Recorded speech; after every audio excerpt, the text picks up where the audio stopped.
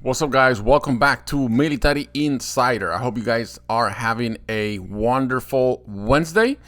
Today, I woke up with some news in regards to veteran who lacks citizenship fear being swept up in Trump's deportations efforts.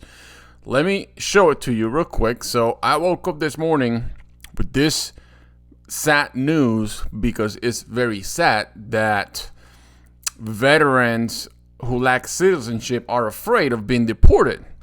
But as you know, I like to bring you guys the facts, okay? So we have here Mr. Julio Torres.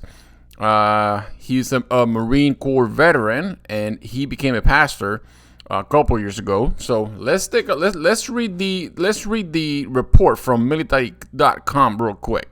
So, after serving with the U.S. Marine Corps in Iraq, Julio Torres has the American flag and Marine Corps insignia tattooed on his arms to show his pride in serving a country he calls home.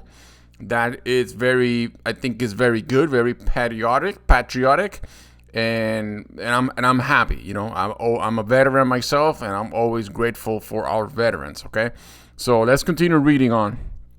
So it's saying, and after struggling with post-traumatic distress syndrome, which is PTSD, drug addiction, and related criminal charge following his deployment, the 44-year-old has found new purpose as a pastor, preaching a message of freedom to those facing similar problems. And okay, so there's a couple points here. He was struggling with PTSD after his deployment from Iraq, drug addiction, and a related criminal charge following his deployment. So there's a couple points that we need to point out here, because a lot of the majority of our veterans, they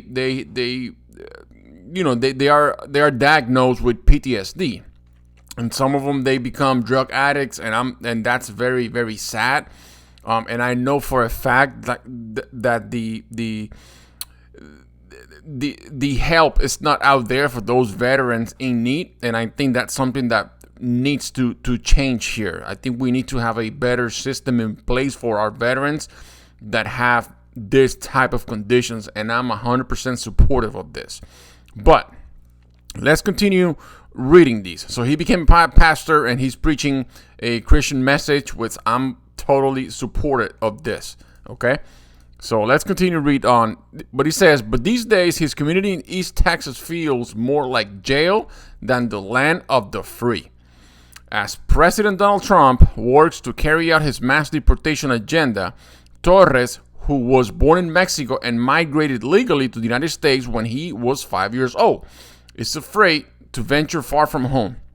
Despite holding a green card, residency permit, and a record of service in the U.S. military, Torres was detained by immigration authorities last year under Biden administration. He fears that Trump's aggressive ramp up of U.S. custom and immigration enforcement raids could only mean more trouble.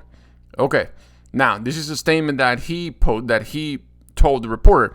Do I want to leave this nation? No.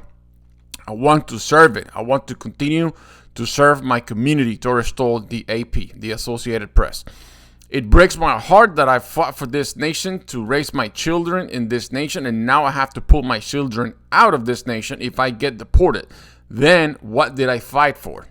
And I'm 100% with Mr. Torres here. But let's continue reading on. It says Torres is not alone. There are well over 100,000 military veterans living in the U.S. who do not have citizenship, according to estimates in recent years by the Congressional Research Service. This is something, let me finish this. Despite military recruiters frequently describing service as a fast track to citizenship for soldiers and their family members, the Trump administration immigration agenda is putting them at renewed rates of operation. This is something very important, because when I was a recruiter, I was under the impression once you enlist, you're supposed to be front loaded to become a citizen, to become a United States citizen, pretty much, because you can join the United States Army if you have an I-551, which is the permanent resident card, the green card. You can join the service with that. And after you serve, while you're in basic training or your AIT or maybe your first duty station, they should front load you in the process of getting your citizenship. According to this, there's over 100,000 military veterans living in the same that are in the same boat. They don't have the citizenship yet, and I think this is very, very wrong.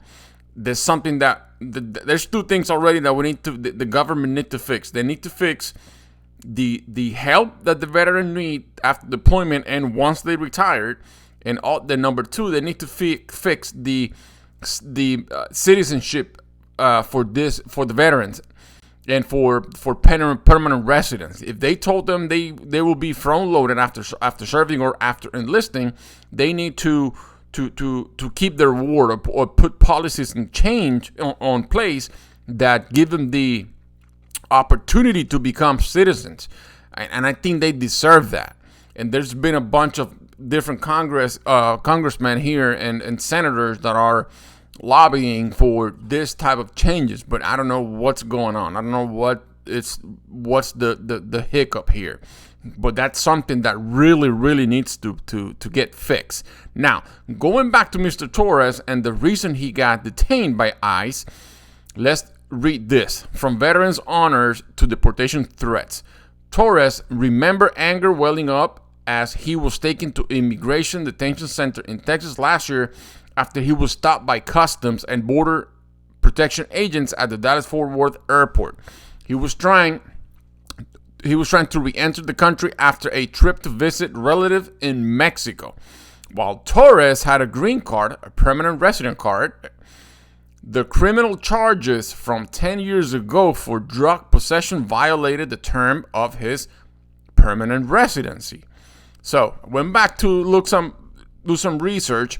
So, former Marine and Pastor Julio Torres was detained by immigration officials in 2024, last year, under Biden administration due to a past drug possession charge, despite being a decorated military veteran. The case, the original drug possession charge occurred roughly 10 years ago from 2025, and according to Torres, stemmed up from struggle with addiction following his military service in Iraq. The charge, which violated the terms of his permanent residency. That's very important here. The charge which violated the terms of his permanent residency led to his detention by U.S. Customs and Border Protection after he returned from Mexico. So going back here, he was detained at the Dallas-Fort Worth port because when they scan you in, they see that you have a prior conviction, a prior criminal charge. And if you have a permanent resident card, you're violating the law. You're violating the permission the government have give you. So let's continue on. So he was saying, I was angry that I serve a nation. Yes, I was angry that I serve a nation that now did not want me. I was angry that I serve a nation that broke me. And after they broke me, they wanted just to throw me away. I completely understand, and I feel a lot of empathy for Mr. Torres, and I know for a fact that they should be more help to veterans when they come from deployments, when they're exposed to war scenes, and after they retire as well. But I mean, it's hard to say it, but he violated the law after he came back. Maybe he didn't got the help that he needed. And that's something that it has to be worked on as well. But he was detained because he had criminal charge while you had a permanent card. That's a violation of the federal law. So while Torres wasn't sure why he was released after 5 days in detention, ICE had a policy at the time of considering U.S. military service when deciding whether to take immigration enforcement action. So this policy is, let me look it up real quick. Where is it?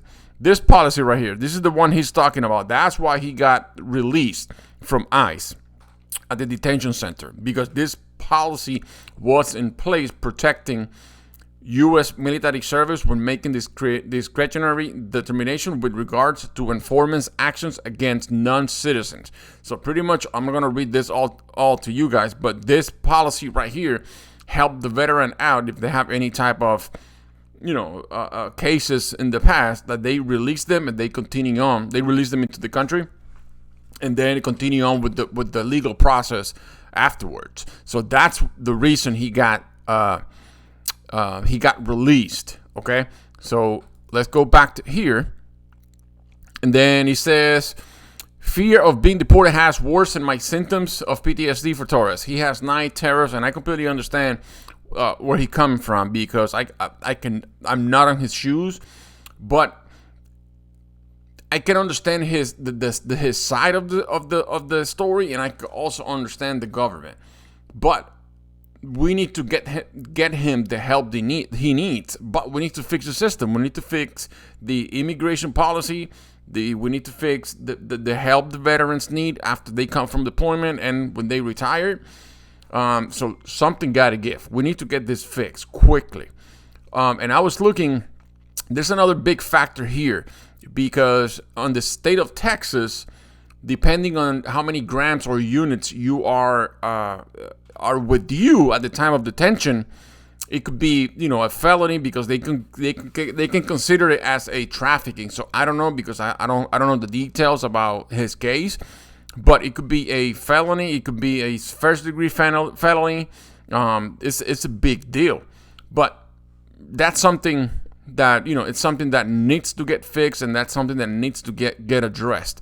So for all those veterans out there, when you read this news, you need to read the whole story. Don't go off by just the title or the headline, because ICE is going to deport everybody if they are committing crimes, if they have whatever, if they violating the law, if you have a permanent resident card, and if you have criminal convictions. That's the law. It is what it is.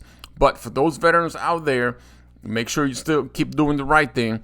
If you need the help, reach out for help. And I will continue doing these type of videos, because I think the government needs to fix the system for veterans and for everybody else. For immigration policy, that's something that needs to be fixed and addressed. And because I know there's a lot of hardworking people out there that, it's the reality. There's a lot of hardworking people out there that are doing the hard work for the Americans that they don't want to do. That's reality. And also we have illegal people out there that they committing crimes, and they need to be held accountable. It is what it is. So let me know in the comments what you guys think about this story. Make sure you hit that like, hit that subscribe. It really helped the channel out. And I'll see you guys on the next one. Thank you for your support.